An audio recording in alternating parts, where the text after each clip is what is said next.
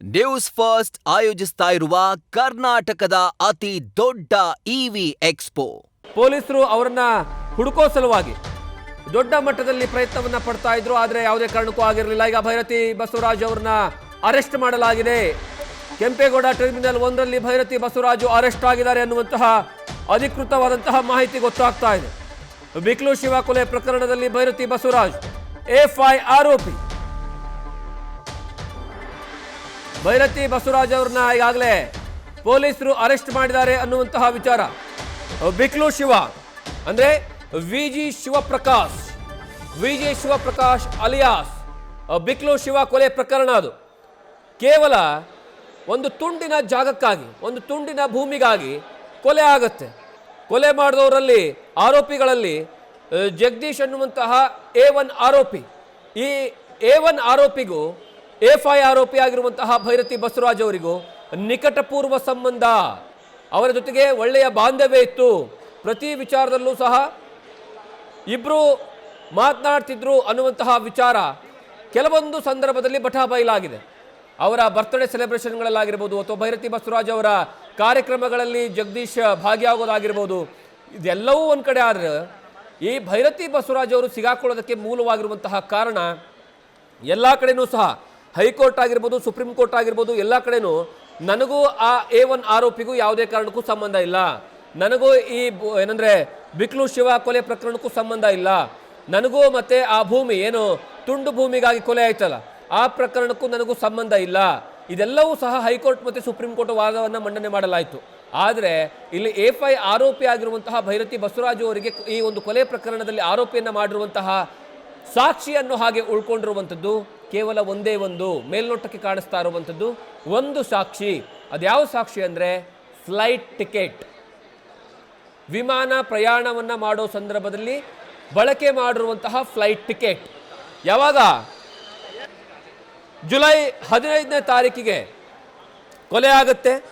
ಕೊಲೆ ಆದ ನಂತರ ಈ A1 ಆರೋಪಿ ಇದಾನಲ್ಲ ಜಗದೀಶ್, ಅವರು ಮತ್ತೆ ಈ ಎಫ್ಐ ಆರೋಪಿಯಾಗಿರುವಂತಹ ಭೈರತಿ ಬಸವರಾಜ್ ಇಬ್ಬರೂ ಸಹ ಒಂದೇ PNR ಅಡಿಯಲ್ಲಿ ಫ್ಲೈಟನ್ನು ಬುಕ್ ಮಾಡಿರ್ತಾರೆ. ಆ ಒಂದೇ ಒಂದು ಫ್ಲೈಟ್ PNRನಲ್ಲಿ ಬರೋಬ್ಬರಿ 6 ಜನರ ಹೆಸರನ್ನು ಉಲ್ಲೇಖವನ್ನು ಮಾಡಿ ಫ್ಲೈಟ್ ಟಿಕೆಟನ್ನು ಬುಕ್ ಮಾಡಲಾಗುತ್ತೆ. ಆರಂಭಿಕ ಹಂತಗಳಲ್ಲಿ ಭೈರತಿ ಬಸವರಾಜ್ ಅವರು ಹೇಳ್ತಾರೆ, ನನಗೂ ಆ ಜಗದೀಶ್ಗೂ ಸಂಬಂಧನೇ ಇಲ್ಲ, ಅದು ಯಾರೋ ವ್ಯಕ್ತಿ ನನ್ನ ಜೊತೆಗೆ ಸಾಮಾನ್ಯವಾಗಿ ಒಬ್ಬ ರಾಜಕಾರಣಿ ಆಗಿರುವಂತಹ ಕಾರಣಕ್ಕಾಗಿ ನನ್ನ ಜೊತೆ ಬಂದು ಫೋಟೋವನ್ನು ತೆಗೆಸ್ಕೊಂಡಿದ್ದಾರೆ, ಕಾರ್ಯಕ್ರಮಗಳಲ್ಲಿ ಹಲವಾರು ಜನ ಫೋಟೋವನ್ನು ತೆಗೆಸ್ಕೊಳ್ತಾರೆ, ಹಾಗಾಗಿ ನನಗೂ ಆ ಜಗದೀಶ್ಗೂ ಸಂಬಂಧ ಇಲ್ಲ ಅಂತ ಹೇಳಿಬಿಟ್ಟು ನುಣುಚ್ಕೊಳ್ಳುವಂತಹ ಕೆಲಸವನ್ನು ಮಾಡಿದ್ರು. ಆದರೆ ಯಾವಾಗ ಪೊಲೀಸರು ಇನ್ವೆಸ್ಟಿಗೇಷನ್ನ ಮಾಡೋದಕ್ಕೆ ಮುಂದಾಗ್ತಾರೆ, ಆ ಸಂದರ್ಭದಲ್ಲಿ ಒಂದೇ PNR ಅಡಿಯಲ್ಲಿ ಇಬ್ಬರೂ ಸಹ ಪ್ರಯಾಣವನ್ನು ಮಾಡಿರುವಂತಹ ವಿಚಾರ ಗೊತ್ತಾಗುತ್ತೆ. ಹಾಗಾದರೆ ಕೇವಲ ಪರಿಚಯ ಇಲ್ಲದೆ ಇರುವಂತಹ ವ್ಯಕ್ತಿ ಒಂದೇ ಫ್ಲೈಟಲ್ಲಿ ಹೋದರೆ ಓಕೆ, ಅವ್ರ ಪಾಡಿಗೆ ಅವರು ಫ್ಲೈಟಲ್ಲಿ ಬಂದರು, ಇವ್ರ ಪಾಡಿಗೆ ಇವ್ರು ಫ್ಲೈಟಲ್ಲಿ ಬಂದರು, ಯಾರು ಬೇಕಾದರೂ ಟಿಕೆಟನ್ನು ಬುಕ್ ಮಾಡ್ಕೋಬೋದು, ಬಂದಿದ್ದಾರೆ ಅಂತ ಹೇಳ್ಬೋದಾಗಿತ್ತು. ಆದರೆ ಒಂದೇ PNR ಅಡಿಯಲ್ಲಿ ಬಂದಿರುವಂತಹ ಕಾರಣಕ್ಕಾಗಿ ಇದು ಈಗ ಭೈರತಿ ಬಸವರಾಜ್ ಅವರಿಗೆ ಕಂಟಕವಾಗಿ ಪರಿಣಮಿಸಿದೆ.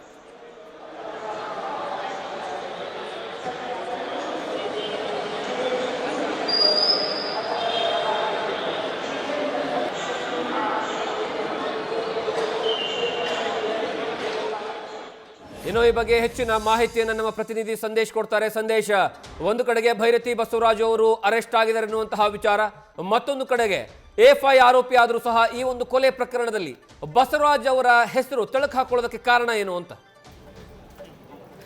ಜಗದೀಶ್, ಪ್ರಮುಖವಾಗಿ ಈ ಒಂದು ಪ್ರಕರಣದಲ್ಲಿ ಭೈರತಿ ಬಸವರಾಜ್ ಜೊತೆಗೆ ಆರೋಪಿಗಳ ಜೊತೆಯಲ್ಲಿ ಅಂದರೆ ಭೈರತಿ ಬಸವರಾಜ್ ಅವರು ಆರೋಪಿಗಳ ಜೊತೆಯಲ್ಲಿ ನಿರಂತರವಾಗಿ ಸಂಪರ್ಕ ಇರೋದಕ್ಕೆ ಸಂಬಂಧಪಟ್ಟಂತೆ ಒಂದು CDR ಡೀಟೇಲ್ಸ್ ಸಿಕ್ಕಿರೋದ್ರಿಂದ ಆ ಒಂದು ಮಾಹಿತಿಯ ಆಧಾರದ ಮೇಲೆ, ಯಾಕಂದರೆ ಮೊದಲನೇ ದಿನದಿಂದಲೂ ಕೂಡ ಭೈರತಿ ಬಸವರಾಜ್ ಅವರ ಹೆಸರು ಕೇಳಿ ಬರ್ತಾ ಇತ್ತು. ಅಟ್ ದ ಸೇಮ್ ಟೈಮ್ FIR-ನಲ್ಲೂ ಕೂಡ ಅವರ ಹೆಸರಿದ್ದರಿಂದ ಇಲ್ಲಿ ಎವಿಡೆನ್ಸನ್ನು ಹುಡುಕಾಡುವಂಥ ಕೆಲಸವನ್ನು ಪೊಲೀಸರು ಒಂದು ಕಡೆ ಮಾಡ್ತಾ ಇದ್ರು. ಅಂದರೆ ಪ್ರಮುಖವಾಗಿರುವಂಥದ್ದು ಭೈರತಿ ಬಸವರಾಜ್ ಅವರ ಇನ್ವಾಲ್ವ್ಮೆಂಟ್ ಈ ಕೇಸ್ನಲ್ಲಿ ಯಾವ ರೀತಿಯಲ್ಲಿದೆ ಅನ್ನೋದನ್ನ ಎನ್ಕ್ವೈರಿ ಮಾಡ್ತಿದ್ದಂಥ ಪೊಲೀಸರಿಗೆ ಮೊದಲಿಗೆ ಸಿಗೋದು CDR ಡೀಟೇಲ್ಸ್. ಅಂದರೆ CDR ಡೀಟೇಲ್ಸ್ ಅಲ್ಲಿ ಇಲ್ಲಿರುವಂಥ ಆರೋಪಿಗಳು ನೇರವಾಗಿ ಭೈರತಿ ಬಸವರಾಜ್ ಅವರ ಜೊತೆಯಲ್ಲಿ ಮಾತನಾಡಿರೋದಕ್ಕೆ ಸಂಬಂಧಪಟ್ಟಂತೆ ಕಾಲ್ ಡೀಟೇಲ್ಸ್ ಲಭ್ಯವಾಗುತ್ತೆ. ಆದರೆ ಕಾಲ್ ಡೀಟೇಲ್ಸ್ ಅಲ್ಲಿ ಇಲ್ಲಿ ಯಾವುದೇ ರೀತಿಯ ರೆಕಾರ್ಡಿಂಗ್ಗಳು ಲಭ್ಯವಾಗೋದಿಲ್ಲ. ಅಲ್ಲಿ ಇನ್ಫಾರ್ಮೇಶನ್ ಮಾತ್ರ ಸಿಗುತ್ತೆ. ಅಂದರೆ CDR ನಲ್ಲಿ ಇವರಿಂದ ಇವರಿಗೆ ಕರೆ ಹೋಗಿದೆ ಅನ್ನೋದು ಮಾತ್ರ ಗೊತ್ತಾಗುತ್ತೆ. ಹಾಗಾಗಿ ಏನು ಮಾತನಾಡಿದ್ದಾರೆ ಅನ್ನೋದಕ್ಕೆ ಸಂಬಂಧಪಟ್ಟಂತೆ ಯಾವುದೇ ರೀತಿಯ ಮಾಹಿತಿ ಗೊತ್ತಾಗೋದಿಲ್ಲ. ಹಾಗಾಗಿ ಜಗ್ಗ ಏನಿದ್ದ ಅಂದ್ರೆ ಈ ಒಂದು ಪ್ರಕರಣದ ಆರೋಪಿಯಾಗಿರುವಂತಹ ಜಗ್ಗ,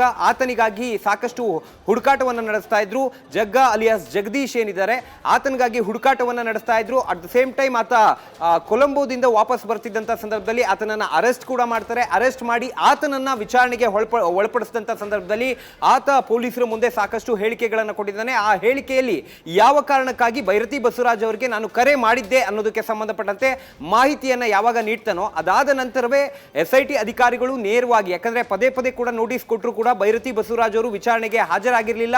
SIT ಅಧಿಕಾರಿಗಳ ಮುಂದೆ ಯಾವಾಗ ವಿಚಾರಣೆಗೆ ಹಾಜರಾಗೋದಿಲ್ವೋ ಆ ಸಂದರ್ಭದಲ್ಲಿ SIT ಅಧಿಕಾರಿಗಳು ಕೋರ್ಟ್ಗೆ ಒಂದು ಅರ್ಜಿಯನ್ನು ಸಲ್ಲಿಸ್ತಾರೆ. ಅಂದರೆ ಈ ರೀತಿಯ ಒಂದು ಜಾಮೀನು ಅರ್ಜಿ, ನಿರೀಕ್ಷಣಾ ಜಾಮೀನನ್ನು ಏನು ಪಡೆದಿದ್ದಾರೆ ಇದನ್ನು ರದ್ದು ಮಾಡಬೇಕು, ಯಾವ ಕಾರಣಕ್ಕಾಗಿ ಅನ್ನೋದನ್ನ ಅಲ್ಲಿ ಸ್ಪೆಸಿಫಿಕ್ ಆಗಿ ಮೆನ್ಷನ್ ಮಾಡ್ತಾರೆ. ಅಂದರೆ ಈ ಪ್ರಕರಣದಲ್ಲಿ ಭೈರತಿ ಬಸವರಾಜ್ ಅವರ ಪಾತ್ರಕ್ಕೆ ಸಂಬಂಧಪಟ್ಟಂತೆ ನಮ್ಮ ಬಳಿ ಸಾಕ್ಷ್ಯಾಧಾರಗಳಿದೆ, ಹಾಗಾಗಿ ಇವರ ಒಂದು ಜಾಮೀನನ್ನು ರದ್ದುಪಡಿಸಬೇಕು ಅಂತ ಹೇಳಿ ಅಲ್ಲಿ ಮನವಿಯನ್ನು ಮಾಡ್ತಾರೆ.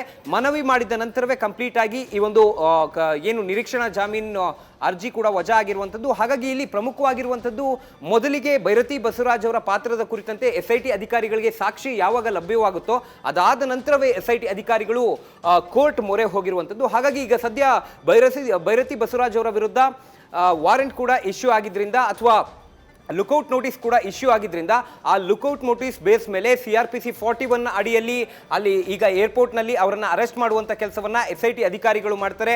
ಅರೆಸ್ಟ್ ಮಾಡಿದ ಬಳಿಕ ಅವರನ್ನು ನೇರವಾಗಿ ಆಸ್ಪತ್ರೆಗೆ ಕರೆದುಕೊಂಡು ಹೋಗಿ ಅಲ್ಲಿ ಮೆಡಿಕಲ್ ಚೆಕಪ್ ಅನ್ನು ಮಾಡಿಸಲಾಗುತ್ತೆ. ಮೆಡಿಕಲ್ ಚೆಕಪ್ ನಂತರ ನೇರವಾಗಿ CID ಕಚೇರಿಗೆ, ಅಂದರೆ CID ಕಚೇರಿಗೆ ಕರೆದುಕೊಂಡು ಬಂದು ಅಲ್ಲಿ ಅವರನ್ನ SIT ಅಧಿಕಾರಿಗಳು ವಿಚಾರಣೆ ಮಾಡ್ತಾರೆ. ಅಂದರೆ ಪ್ರಾಥಮಿಕ ಹಂತದ ವಿಚಾರಣೆಯನ್ನ ಮಾಡ್ತಾರೆ. ಅಂದರೆ ವಿಚಾರಣೆ ಸಂದರ್ಭದಲ್ಲಿ ಇವ್ರಿಗೇನು ಸಾಕ್ಷ್ಯ ಲಭ್ಯವಾಗಿದೆ ಆ ಸಾಕ್ಷ್ಯದ ಆಧಾರದ ಮೇಲೆ ಅವರ ವಿಚಾರಣೆಯನ್ನ ಮಾಡಿ ಪ್ರಾಥಮಿಕ ಹಂತದ ಹೇಳಿಕೆಯನ್ನ ದಾಖಲು ಮಾಡಿಕೊಂಡು ಅದಾದ ನಂತರ ರಿಮ್ಯಾಂಡ್ ಅರ್ಜಿಯಲ್ಲಿ ಸ್ಪೆಸಿಫಿಕ್ ಆಗಿ ಮೆನ್ಷನ್ ಮಾಡ್ತಾ ಹೋಗ್ತಾರೆ. ಅಂದ್ರೆ ಇವರ ಪಾತ್ರ ಈ ಪ್ರಕರಣದಲ್ಲಿ ಏನು, ಜೊತೆಗೆ ಇವರು ನಮ್ಮ ಕಸ್ಟಡಿಗೆ ಯಾವ ಕಾರಣಕ್ಕಾಗಿ ಬೇಕು, ಯಾಕಂದ್ರೆ ಇಷ್ಟು ದಿನಗಳ ಕಾಲ ಅವರು ಅಬ್ಸ್ಕ್ಯಾಂಡ್ ಆಗಿದ್ರಿಂದ ಎಷ್ಟು ಅವಶ್ಯಕತೆ ಇದೆ ಈ ಪ್ರಕರಣದಲ್ಲಿ ಅವರ ವಿಚಾರಣೆ ಅನ್ನೋದಕ್ಕೆ ಸಂಬಂಧಪಟ್ಟಂತೆ ಆ ರಿಮ್ಯಾಂಡ್ ಅರ್ಜಿಯಲ್ಲಿ ಮಾಹಿತಿಯನ್ನ ಮೆನ್ಷನ್ ಮಾಡಿ ಅದಾದ ನಂತರ ರಿಮ್ಯಾಂಡ್ ಅರ್ಜಿ ಜೊತೆಯಲ್ಲೇ ಅವರನ್ನ ಕೋರ್ಟ್ಗೆ ಪ್ರೆಸೆಂಟ್ ಮಾಡುವಂತ ಕೆಲಸವನ್ನ ಮಾಡ್ತಾರೆ. ನಾಳೆ 11 ಗಂಟೆಯ ನಂತರ ಜನಪ್ರತಿನಿಧಿಗಳ ವಿಶೇಷ ನ್ಯಾಯಾಲಯಕ್ಕೆ ಅವರನ್ನ ಹಾಜರುಪಡಿಸಿ ನಂತರ ಅವರನ್ನ ಮತ್ತೆ ಕಸ್ಟಡಿಗೆ ಪಡೆಯೋದಕ್ಕೆ ಈಗ ಪೊಲೀಸರು ಸಿದ್ಧತೆಯನ್ನ ಮಾಡ್ಕೊಂಡಿದ್ದಾರೆ. ಜಗದೀಶ್, ಸಂದೇಶ್, ಈಗ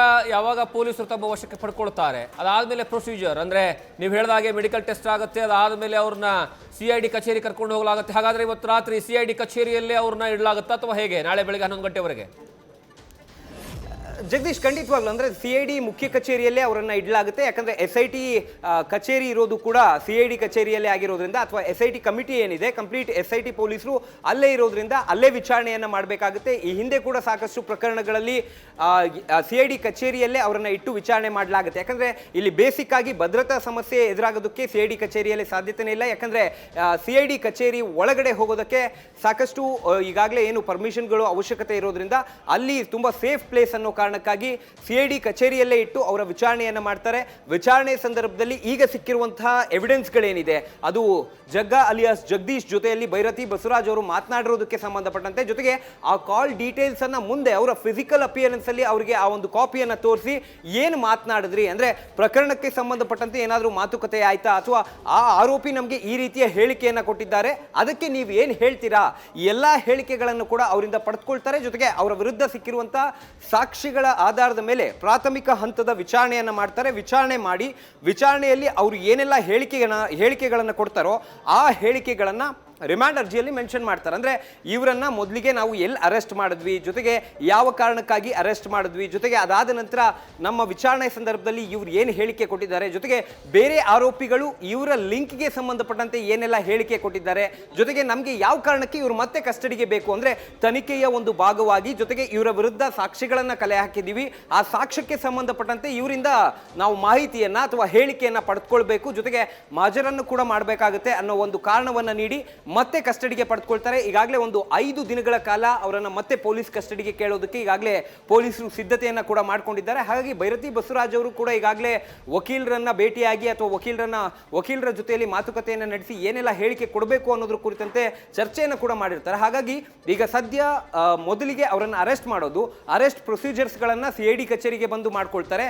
ಅಲ್ಲಿ ಅವರನ್ನು ಅರೆಸ್ಟ್ ಮಾಡಿ ಅದಾದ ನಂತರ ಅರೆಸ್ಟ್ ಪ್ರೊಸೀಜರ್ಗಳಿಗೆ ಬೇಕಾಗಿರುವಂಥ ಪೇಪರ್ ವರ್ಕ್ಸ್ ಏನಿರ್ತವೆ ಆ ಪೇಪರ್ ವರ್ಕ್ಸನ್ನು CID ಕಚೇರಿಯಲ್ಲಿ ಮಾಡ್ತಾರೆ. ಅದಾದ ನಂತರ ಅಲ್ಲಿಂದ ಅವರನ್ನು ನೇರವಾಗಿ ಅಂದರೆ ಮೆಡಿಕಲ್ಗೆ ಕರೆದುಕೊಂಡು ಹೋಗುವಂಥ ಕೆಲಸವನ್ನು ಮಾಡಲಾಗುತ್ತೆ. ಅಂದರೆ ಇಲ್ಲಿ ವಿಚಾರಣೆ ಮಾಡಿ ನಂತರ ಮೆಡಿಕಲ್ ಚೆಕಪ್ ಆದರೂ ಮಾಡಿಸ್ಬೋದು, ಅಥವಾ ಮೊದಲಿಗೆ ಮೆಡಿಕಲ್ ಚೆಕಪ್ಪನ್ನು ಮಾಡಿಸಿ ಅದಾದ ನಂತರ CID ಕಚೇರಿಗೆ ಕರೆದುಕೊಂಡು ಬಂದು ಅಲ್ಲಿ ವಿಚಾರಣೆಯನ್ನು ಮಾಡ್ತಾರೆ. ವಿಚಾರಣೆ ಮಾಡಿದ ನಂತರ ಬೆಳಿಗ್ಗೆ 11 ಗಂಟೆಯ ನಂತರ ಮತ್ತೆ ಕೋರ್ಟ್ಗೆ ಹಾಜರುಪಡಿಸಿ ಅವರನ್ನು ಕಸ್ಟಡಿಗೆ ಕೇಳೋದಕ್ಕೆ ಈಗಾಗಲೇ ಪೊಲೀಸರು ಸಿದ್ಧತೆಯನ್ನು ಮಾಡ್ಕೊಂಡಿದ್ದಾರೆ. ಜಗದೀಶ್, ನ್ಯೂಸ್ ಫಸ್ಟ್ ನಿರ್ಭೀತಿಯಿಂದ ನಿಮ್ಮ ಪರವಾಗಿ.